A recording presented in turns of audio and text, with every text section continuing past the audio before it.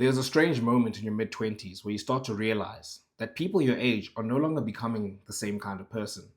At 18, everyone still looked similar. Everyone had potential. Everyone had dreams. Everyone had some vague idea of the person they were going to become one day. And maybe you did too. Maybe you were the guy who found self improvement early. You watched all the Hamza and Iman videos. You learned about discipline. You learned about training. You learned about sleep, focus, habits, and everything related to becoming better. And for a while, it actually worked. You had a season where you were improving. You were training. You were building. You were more focused. You were starting to see what your life could look like if you just stayed consistent long enough.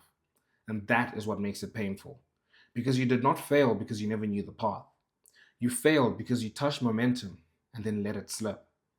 You saw what was possible, but you did not build enough escape velocity for it to become permanent. And now, a few years later, you can feel the gap starting to open. Some people are getting stronger, some people are getting sharper, others are building careers, some people are getting closer to God. Some people are becoming calm, disciplined, capable men. And you're still sitting there wondering why you still feel like you're restarting the same chapter of your life. Not because your life has collapsed, not because you're hopeless, but because somewhere along the way, the version of you that was supposed to keep building quietly drifted back into the old patterns. And maybe that is the uncomfortable part. The great separation does not begin when everyone suddenly becomes successful. It begins when the hidden work starts showing. The gym sessions you did or did not do, the skills you built or avoided, the prayers you kept or abandoned, the habits you protected or negotiated with, the private decisions nobody saw. Eventually, they stop being private. They become your body, your confidence, your work ethic, your character, your life. And by your mid-20s, you start seeing it.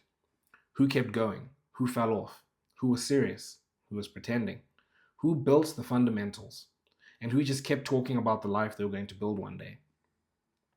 And maybe the most uncomfortable question is not whether the great separation is happening. It is whether you're quietly ending up on the wrong side of it. So let's talk about it.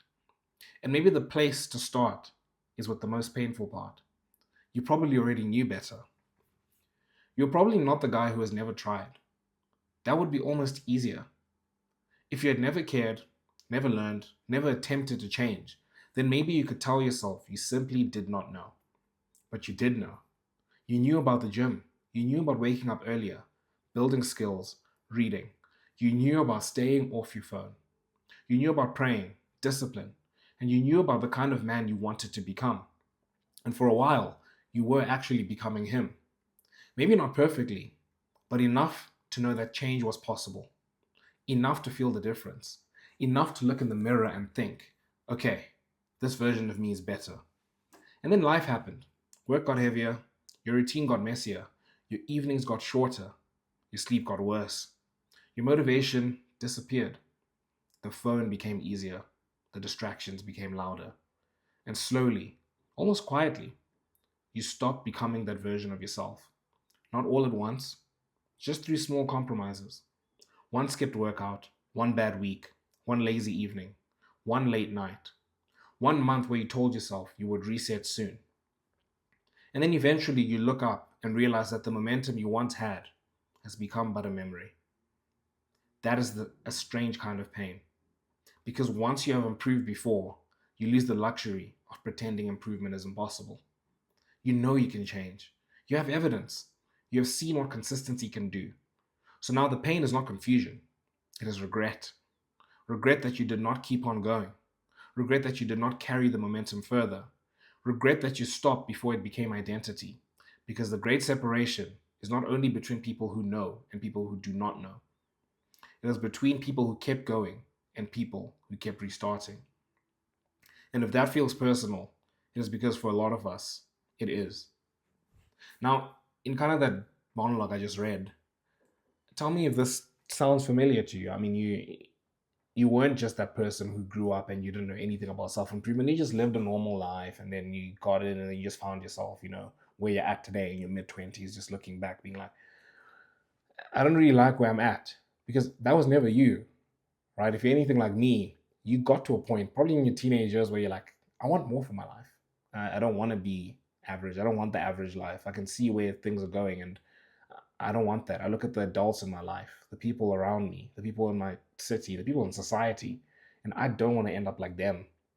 I have a specific vision for my life, and I'm going to do what it takes to build that. And you probably got into it. Like you probably got into actually watching a lot of the self improvement videos. Like Hamza, I think popped up at a very opportune time. Like it was a perfect storm for him. 2021. You could also say the same, I guess, about like Andrew Tate and all of them. But I think specifically Hamza, for a lot of us, we watched a lot of his videos because they were actually helpful. Like it was a lot of like practical self improvement, and it was just speaking to our problems. Right, it wasn't just something generic, like, oh, your basic stuff that you're supposed to do. It was like, hey, you spend all day scrolling on your phone. You look around at school and you want to be in a relationship and you're not. You're skinny fat. I think that was a big one. A lot of us have grown up skinny fat, and that's something that has only become prevalent in our generation, really, because we're the generation that's grown up in with all this food that's got crazy junk in it, and we're not doing a lot of sports. We're not doing manual labor or anything like that. We're the soft generation, and that kind of showed in our bodies, right? And when he was like, "You're skinny fat," I was like, "Yeah, that was me." And you probably watched a lot of those videos, and you got better. You actually saw some proper improvement in your life because you found somebody who was giving you direction. It might not have been Hamza, it might have been someone else, or whatever the case is. Teaching men's fashion. Oh, I loved Jose Zuniga. Like he helped me with my style. I remember that a lot. Um, but it was like we had all of that. Like we were never the guys that like just wanted to sit back and just let life happen. We could see what was coming, and we're like, I don't want to do this. And you'd watch the videos, and you actually started implementing it. And if you were any level of serious, you probably actually saw some improvement. Like depending on how long you went, like I know for me in the gym, I was skinny fat. I never thought I would ever like get into like proper shape. And then I started learning a lot about the gym, and I got consistent for like 2 years. And I did the cut, I did the bulk, and I could see my abs. Like I never thought I was ever gonna see my abs, because I remember being young and it's like, oh man, I've got this little gut and I just want to see my abs. And me like go on a little bit of a diet, and nothing ever worked. But then you started doing things properly, right? Like you'd start and I started going to the gym. I started like tracking my calories. I started doing progressive overload. I took it seriously, and I saw actual improvement. And that's probably what you saw in your life, right? At one point or another, in some domain, you saw serious improvement where you look back and you're like, man, this stuff works, right? Like this works. It's not just some airy fairy thing. This thing has worked.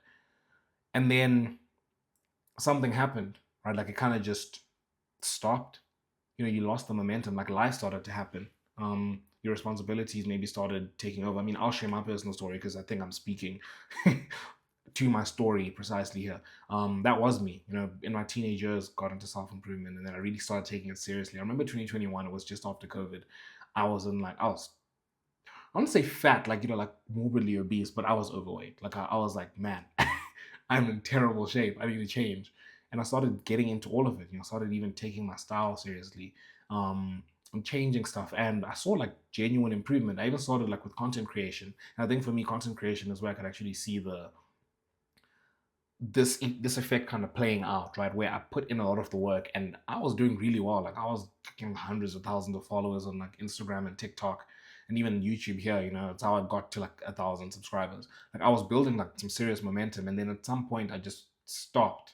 um I think I think you get to a point, and I think this is very interesting for us to speak on, because I see it a lot with like athletes. I know we love sports as guys, just as a society in general, because it's kind of seeing people compete at the highest level, um, and I see it in a lot of athletes where they start off and they're doing well, like they're kind of riding a wave. Then obviously at some point that wave is gonna kind of drop. They're gonna hit a bit of a dry spell, and there you're kind of forced to face yourself and evolve. I mean, my favorite kind of example of this, I know this is definitely like the highest level, but like Cristiano Ronaldo, he grew up being like the flashy winger, doing all the skills, pacey.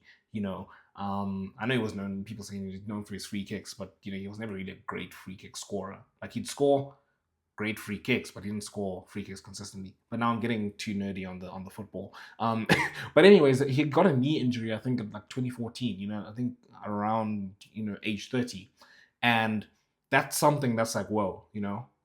I've built my career on being the fast, pacey winger who can do all the tricks and all the stuff. and now I'm not going to be as fast. And it's this thing of like, you got to evolve, right? I think we all face a point in our lives where we have to evolve. And I love seeing this in athletes because you see those who don't make it through because it's difficult. But I just love kind of looking back and I'm like, Ronaldo at that point decided, cool, I'm actually going to be a goal scorer. I mean, he always loved scoring goals, but it wasn't like, the typical now winger cut in score. Like he started like, okay, cool, I'm gonna get in the box. I'm gonna score a lot of tap-ins. I'm gonna score a lot of headers. I'm gonna score a lot of scrappy goals. I'm gonna score a lot of volleys. Like he was like, I'm gonna become like a really good like striker. And I mean, it showed, right? More goals post 30 than before 30, which is incredible. Like that's incredible to evolve after 30 in a world where we grew up learning like as an athlete when you hit 30 you're done, right? And now I just want to bring this back to kind of our lives. I think I hit a point where it was like, cool, everything isn't just going straight up now. It's time to you've hit a bit of a wall, and it's time for you to evolve. And I think I just didn't evolve. I think that's really the truth of the matter. And maybe it's similar to you, but if you find yourself in a position where I'm at now, like you can kind of see the gap, and not like the way it's kind of explained. Oh, you walk around and everyone's better than you or whatever it is. It's not that. It's just more the gap between who you wanted to be at this age and who you currently are. Like for me, it is blaring. Blaring? It's glaring. It's glaring in my face. Like I can't unsee it. And it's like I'm itching. I'm like, I have to change. Like things have to change. I can't carry on like this. I can't not live that life. Like I have a certain life I wanted to live on. I'm a certain man I wanted to be. And that gap is so clear to me that like I'm not where I want to be. And it's so interesting, man. And I think this is why it hurts differently, because the issue was never that you could not change. The painful part is not that you never tried. The painful part is that you tried long enough to know what was possible, but not long enough for it to become who you are. You had enough momentum to see the future, but not enough momentum to become inevitable. And that is where a lot of young men find themselves. Not completely lost, not completely lazy, not completely unaware, just stuck. Stuck between the man they proved they could become and the man their current habits keep producing. That is what makes the great separation so uncomfortable. Because it does not just expose who worked, it exposes who stopped. But here is the part people misunderstand. The separation is not usually created by something impressive. The great separation is difficult to see while it is happening because most people around you are drifting too. That is the strange thing about average. It does not feel average when everyone around you is living the same way. If everyone is tired, tired feels normal. If everyone is distracted, distraction feels normal. If everybody is out of shape, being out of shape feels normal. If everyone is broke, broke feels normal. If everyone is spiritually lukewarm, lukewarm faith feels normal. Your environment quietly adjusts your standards until mediocrity stops feeling like a warning sign. It starts feeling like life. And that is dangerous because you do not usually realize you're average by looking around at average people. You realize you realize it when you encounter someone who has been living with different standards. Someone your age who trained while you drifted. Someone who built skills while you consumed. Someone who saved and invested while you spent. Somebody who stayed close to God while you kept numbing yourself. Someone who kept doing the boring things long enough for the boring things to become visible. That is where the gap starts showing. Not because they found a secret, not because they hacked life, not because they were born with some supernatural discipline, but because they kept doing the obvious things after the novelty disappeared. After the novelty disappeared. And that might be the most frustrating truth of all. The fundamentals still work. They're just boring enough that most people never repeat them long enough to be changed by them. And this is where the mirror gets uncomfortable, because your sense of normal is usually borrowed from the people around you. And I think for me, this is a very interesting thing because I think growing up, we spend, even now, I don't think it's changed, we spend a lot of time online and you're constantly comparing yourself to, the top of the top. And I think I spoke about this in my last video, so I'm not going to delve too much into it. But there's a contrast between seeing that and then kind of getting into real life. Because I think as much as our generation spends a lot of time on our phones, when you get older and you actually start working like a 9 to 5 job, or you start doing other things, other adult things. You're forced to actually be in the world more. Like I don't think I'm wrong in saying in your mid-20s you spend a lot more time interacting with the world than you did when you were in your teenage years.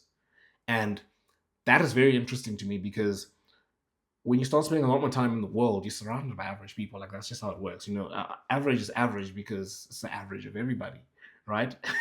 Like I think it's a pretty simple but kind of profound um, understanding, right? That the people you look around you are always gonna kind of display average, and it's gonna feel fine. Like you're gonna look around. Like for me, for example, like I'm like, damn, I'm out of shape. I need to get back into serious shape. Like forget even the shape I used to be in. I want to be in better shape than that.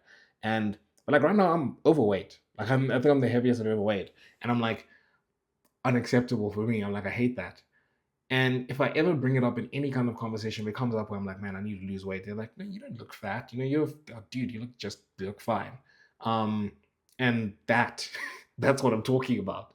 When you're around average, average looks average. Like average looks normal. Sorry. And I think a nice example is kind of this body fat thing. I think I watched a video, it was like 2 days ago actually. Apparently, the average person, and I definitely believe this, the average person underestimates their body fat percentage. So there's the whole video. I think you find it on YouTube actually, where people have they've gone and done experiments. So just pull the average person. It's like, hey, do you want to get your body fat tested or whatever? And then they get them to guess their body fat, and they usually guess a lot lower than what they actually are. And that for me is interesting because that's how we are as humans, right? But then the mechanism I'm speaking of becomes very apparent when I think about gym bros, and body dysmorphia, right? Because if you spend any kind of time entrenched in gym bro culture, you go to the gym, you're obsessed with your physique. Online, all you're doing is watching gym bro videos. You're watching. I remember back in the day. I say back in the days, if it's like freaking decades ago, um, like 5, 6 years ago. Um, like your David Lades, Alex Eubank, I mean, obviously like Chris Bumstead and all of them, but like that's what you're seeing online, and you're seeing these people with like freaking crazy. I mean, they've got crazy genetics and they've worked really, really hard. Their physiques are just incredible. They've got a lot of muscle, no fat, and you look at yourself and you're in great shape. Like you could be like freaking 12% body fat. You got really good muscle. Like you're in the top 1%, right? Because as what we're speaking on, average is average because everybody's average, right? And if you just have decent muscle, you got kind of that V taper look or whatever, and you can see your abs. That's top 1% shape. Because top 1% literally means if I picked 100 people in a room, if I put 100 people in a room, just random, you would be one person. You'd be like you'd have the top physique, right? Or if there's 1,000 people, um, yeah, I think my maths is right here. There's 1,000 people, you'd be in the top 10, right? Like you would be a top 1% person, but then if you're looking online, you're looking at the 1% of the 1%, and you're like, man, I'm so fat or I'm so skinny. And it's like, you're not. But that's so interesting to me because you've got one case where, you go to work or you're just in normal environments, and it's like, hey, you are out of shape, but it feels fine. But then you've got somebody else who's in incredible shape and they don't feel fine because of the environment they've put themselves in. And for me, kind of the important part for us to realize in all of this, right, is that the boring fundamentals create the gap. And that's something that shouldn't be lost on us because I was listening to this podcast, it's Chris Williamson's podcast, like a week ago, and they were speaking about how kind of the game of like self improvement or just content in general, right? Is that you're not really coming up with like this new profound self improvement thing. I mean, you look at all the books that are out there, whatever the case is. I think just how many habit books there are. Like, how many possible insights about habits could you have that you need to have freaking hundreds of like top tier books on habits? It's not. It's really all kind of just the same advice but packaged differently, and that's what the game is, right? We know what we need to do. We just love kind of having it from a new perspective, a new story, you know um the fundamentals, we know them, man. And it's so easy for us to forget because we're so entrenched in everything. You start trying to look for the new niche thing. It's like, oh, Andrew Huberman was speaking about how you need to get up, don't drink coffee in the first 90 minutes, you need to get sunlight in your eyes, you need to do this and that. And it's like, it's good stuff, right? But it's like you're trying to like latch onto like this new thing that's going to magically change everything, but it's not, right? The fundamentals are the same, they've remained the same, and they will remain the same, right? Get your 8 hours of sleep, work out at least 3 times a week, do resistance training, progressively overload, eat clean. I mean, again, it doesn't need to be complicated. Like, eat whole foods, stop eating junk food, stop drinking Coke and all this stuff. Only drink water, eat fruits, meat, vegetables, eat your good carbs, I guess. Like, again, then you start getting into crazy things like, oh, should I be eating carbs? Should I be like, bruv, just eat good food, like eat normal food, stop eating processed food. Um, if you want to be successful like in your life, like build a skill. Like, it's the same story. It's not like, oh, there's this, oh, AI has taken over the world or whatever. It's like, I learned this new specific thing with AI and it's gonna separate you from everyone else. Sure, like I think we should be using AI. I use it so much to help me. But the fundamentals remain the same. Figure out how you can provide value to people. Right, that's the main thing. You can use AI and stuff to aid you in that, but you need to build a skill. There's no one thing that's going to shortcut everything, right? Iman calls it an income producing activity, an IPA. Build a skill that can help you, differentiates you, right? It's all so simple. Like, it's all the simple stuff, and that's the stuff that's gonna get you out of where you need to get out. Stop spending so much time on your phone. Like, this. You've been knowing this for like 5-10 years that it's terrible for you. But we just don't do it. We just don't do it. And it's important for us to get back to those fundamentals. I think that's really, it's kind of the unobvious insight, right? Do the basics. Because most people are not doing the basics. And this is where it's difficult, right? This is where it's very interesting becoming an adult, because growing up, you kind of had this thing of like, I want to do this, and that in life. I'm not going to end up like these people, right? You have a kind of a plan. And then, everyone has a plan until life smacks you in the face, right? You start living life, you start working 40 hours a week or more. Then all of a sudden you're finding yourself using your phone as a coping mechanism, eating badly. You're at the office late or whatever, and you're ordering, let me get some steers, let me get some KFC or whatever it is. You're drinking I drink a lot of hot chocolate. I need to stop that. I've been trying to kick that habit, but it's like, life just starts to happen, and then all of a sudden doing the boring fundamentals is difficult. I mean, something as simple as getting consistent sleep. When you're working the whole day, and it's not just 8 hours, right? It's kind of like, the time you need to get up and get ready in the morning, commute to work, come back, and you want to have a social life. The only time you're really going to have a social life is on the weekend or in the evenings, right? I think in the evenings as well, because people want to use weekends to rest. It's like, cool, I'm meeting up with my friends in the evenings, or I'm going to church group in the evenings, or whatever the case is. Now I'm getting home late. Like, for me, that was the case 2024 and 2025. Like, Tuesday, Wednesday, Thursday, and some Fridays as well. Getting home 10:30, 11, and it's like, I mean, when you do that, and then you need to get up early again tomorrow morning to go to work, when are you going to find time to get your 8 hours of sleep and gym and everything, right? And it's like, okay, now you find yourself with this tension where it's actually difficult. You need to pick something. And then you're like, okay, I need to be the boring person. Maybe not do as much things in the evenings. I need to have a bedtime, wake up early.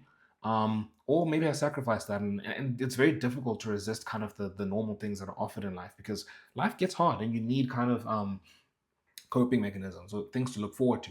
And that's where you start to see this tension. And I think it's just important for us not to lose sight of the fact that it's still the basics, still very much the basics that are going to create the great separation. It's as simple as, I say no to all these things so I can say yes to the things that are actually going to take me forward and are going to give me the life that I want to live. So the uncomfortable truth is that the great separation is not built on secrets. It is built on repetition. The great separation is not built on impressive moments. It is built on ordinary actions, repeated until they become evidence. One workout does not change your body, but 3 years of training does. One night of good sleep does not change your life, but a stable rhythm changes the man who wakes up early in the morning. One prayer does not make you spiritually mature, but years of returning to God, when nobody is watching, begins to form you. One focused work session does not build a future, but focused work repeated long enough starts creating options. That is the part people miss. The fundamentals are not powerful because they're exciting. They're powerful because they compound. And the men who separate are not always the men who knew the most. They're usually the men who obeyed the obvious target. They're usually the men who obeyed the obvious target. And this is where you need to be honest about the direction your life is moving in. If you keep going the way you're going, where does it actually lead? Not in the fantasy version, not in the version where one day everything magically clicks. In the real version, the version where your current habits keep compounding, where your current sleep keeps compounding, your current diet, discipline, prayer life, spending, friendships, your current relationship with your phone, your current willingness to escape discomfort instead of facing it. Where does that man end up? Because the default life is not something you want to drift into. Look around. It is not hard for people, or it's not hard to find people who are physically unhealthy, financially fragile, spiritually numb, relationally broken, and quietly disappointed with how life has turned out. And most of them did not get there through one dramatic mistake. They got there through tolerated drift, through normal habits, through average standards, through years of saying, I'll sort it out later. And that is the warning. If you keep practicing the wrong side of the great separation, eventually it stops being practice. It becomes your life. But that is not supposed to make you panic. It's supposed to wake you up. And I think that much is very clear, right? It's if you carry on the way you're carrying on now, there's only one place you're going to end up. And I'm speaking as if you're somebody that's kind of in my shoes, right? You found yourself kind of, you had that improvement and then you just dropped and now you're kind of just drifting. You're drifting here. If you carry on the way you spent the last however many years and you extrapolate that over your next 5, 10, 15, 20 years, where are you going to end up? Because there is no neutral thing, right? There's no, okay, I really, really, really want this thing, but I'm not gonna try for it or whatever. If I don't try for it, I'm gonna end up just fine. Because it's not like average was ever fun, right? If you're like me, we never look forward to average. I mean, dude, the interesting thing, I know this stat is obviously you can poke a bunch of holes in it, but the message remains the same. The average American is overweight, divorced, and has less than $1,000 in the bank. And it goes back to my thing about average, right? Average is average because it's the average of everybody. If you don't put in the work into becoming who you want to become, if you're not intentional, you're not going to end up with a life where you're like, that's fine, I don't mind it, right? Because if you're anything like me, that where average leads me, I'm just like, I don't want that life. I don't want the life that's kind of set out for me if I carry on the way I'm carrying on, right? I don't want to be out of shape, working a 9 to 5 that I don't like, kind of coming home. I mean, I don't even have a girlfriend, but say coming home to your wife that also maybe you don't have like the greatest relationship, struggling with finance, like you have terrible coping mechanism, like you're freaking chucking away hours of your weekends on like your phone. I don't want to be that. That's average. I don't want that because it's not like average is not good. Right now, I don't want to go freaking be Batman, freaking $1 trillion in the bank, jacked out of my mind, like everything, just like all the superficial stuff kind of maxed out. Like I'm not really trying to maximize for that. I know the life I want. It's not anything crazy, right? I just want a life where I've got one family. I want to have, like my boys are kind of on a similar life, and I want to be laying my life down for God, right? I want to be living my purpose to its fullest. I want to end life like a footballer that has just played 120 minutes of a Champions League final. They've won and they just drop to the floor because they've given it everything. Like the season's over. It's over and you're so happy with like you've given it everything. And now you can actually take your well-deserved rest. Like that's how I want my life to end up. And it doesn't end up that way if you just follow average. And I think it's similar for you if you're somebody that's spending time watching videos like this, quite honestly. But I think the important thing for us to note, I did mention earlier that it is kind of simple, right? It's the fundamentals, we already know them. But it's also not too late. I think we also have this thing where when we watch social media, or we spend a lot of time on social media, we're seeing, all these 20-year-old millionaires, and we think, man, it's over for me, I'm cooked. That's not the case. I think at our age, I mean, if you're still in your mid-20s, like, come on, dude, you can still change. Very different conversation if we're having it at 40. You can still change at 40. You can still change at 60 if you want.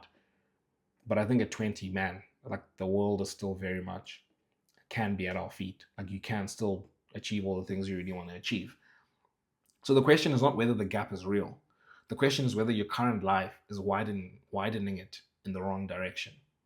The separation is not final yet, but your direction is becoming more obvious. And that should both concern you and encourage you. It should concern you because you cannot keep pretending your habits are harmless. They are not. They are forming you. But it should encourage you because if the wrong habits can compound, the right habits can compound too. You're not trapped. You're not finished. You're not permanently on the wrong side. But you do have to stop treating time like it owes you another chance. Because one day, the man you're becoming will not be theoretical anymore. He will be visible, and you're building him right now. So if that is true, then the question becomes practical. How do you make sure you end up on the right side? You do not need to panic and overhaul your entire life overnight. That is usually another way people fail. They feel the gap, they get scared, they try to fix everything at once: their body, their money, their faith, career, habits, friendships, their future. And then 2 weeks later, they collapse back into the same patterns because they try to build a new life without building a system that could carry it. The answer is simpler than that. Not easier, but simpler. You build a vision. You choose your separation areas. You return to the fundamentals. You protect yourself from the coping mechanisms that are pulling you back. And then you repeat long enough for your private life to become public evidence. And that is how the gap starts moving in the other direction. So let's make this concrete. First, build a vision. I just want to put a disclaimer here. I think I went into extensive detail with this in my last video on monk mode, and I think monk mode is very important. Must be done correctly. And I think it's the perfect place for somebody who is in a position, kind of like in the video in this video, what I'm speaking about. That is the perfect video for you to go watch after this, right? How to actually build a monk mode. But one of the first things you want to do is build a vision. Where are you going, right? If you don't know where you're going, the wind is going to take you wherever, and that's kind of what we're speaking about in this video, right? That's a theme that has been consistent throughout the video. If you are not intentional with what you're doing, you're going to end up wherever. If you're not intentional about becoming somebody else, this life is going to choose it for you, right? I love that quote, man. The quote of like, if you don't know where you're going, the wind is going to take you wherever. And that's important. I think that's the first thing, is that just choose a direction, right? You kind of know. I mean, if anyone who watches these kind of videos, you're probably quite introspective. You spend a lot of time thinking about this. You probably know exactly, what you want to be. Maybe not exactly, but you have a direction that you want to go in. Start there. You've got the vision. Build the vision. Who are you trying to become? What life are you building? What would make you proud in 3 to 5 years?